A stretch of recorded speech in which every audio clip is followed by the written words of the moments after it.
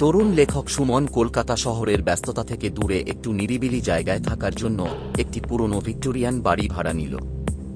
বাড়িটি ছিল উত্তর ২৪ পরগনার এক প্রায় জনশূন্য এলাকায়। ভাড়া কম, পরিবেশ নিরিবিলি আর লেখার জন্য উপযুক্ত এমন জায়গা খুঁজছিল সে অনেক দিন ধরে।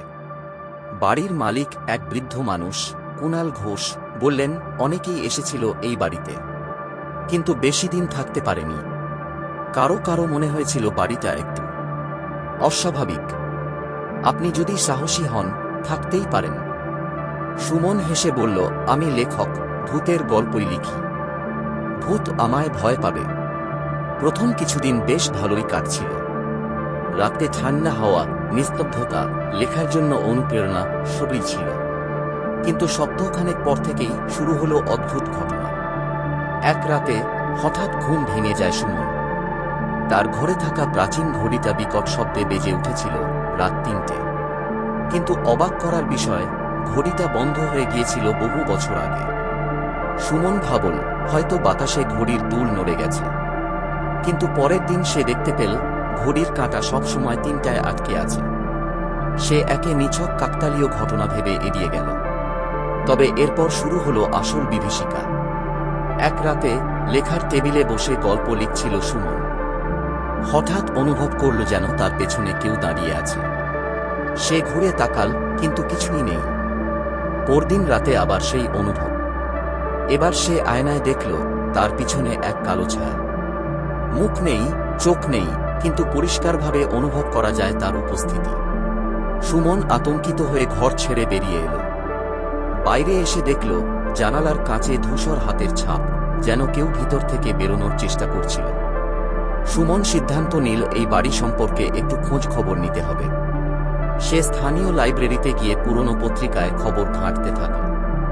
সেখানে সে জানতে পারল সালে এই বাড়িতে এক চিকিৎসক থাকতেন, ডঃ সমরেশ গুহ। তিনি মানসিক রোগীদের নিয়ে গোপনে এক ধরনের নিষ্ঠুর গবেষণা চালাতেন।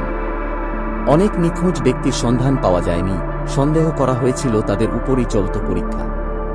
হঠাৎ একদিন প্রতিবেশীরা বাড়ি থেকে দুর্গন্ধ পেয়ে পুলিশ ডাকেন।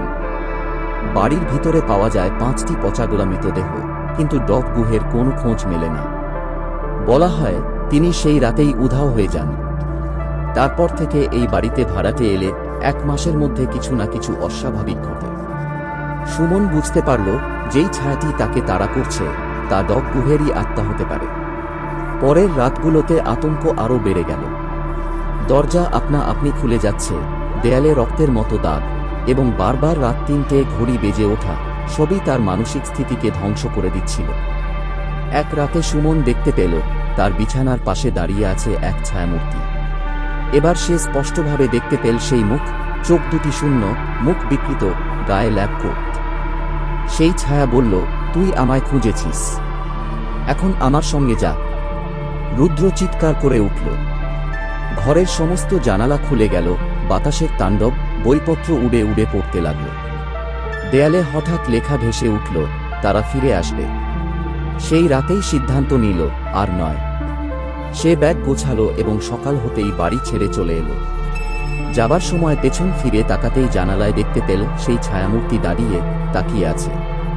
এবার সুমন দেখল শুধু একজন না, 5 জন ছায়া দাঁড়িয়েছিল জানালায়।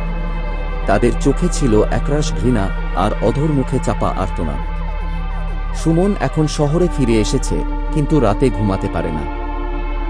প্রতিদিন রাত 3টে বাজতেই সে জেগে ওঠে। আয়নায় মাঝে মাঝে সে দেখে তার পেছনে সেই ছায়াগুলো আজও দাঁড়িয়ে।